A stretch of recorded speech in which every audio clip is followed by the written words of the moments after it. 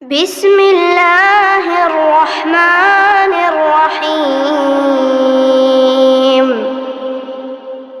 اقرأ باسم ربك الذي خلق، خلق الإنسان من علق. اقرأ وربك الأكرم الذي علم بالقلم، علم الإنسان ما لم يعلم.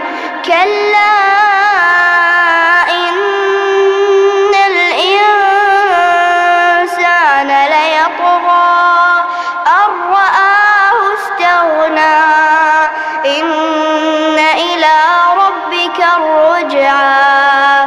أرأيت الذي ينهى عبدا إذا صلى.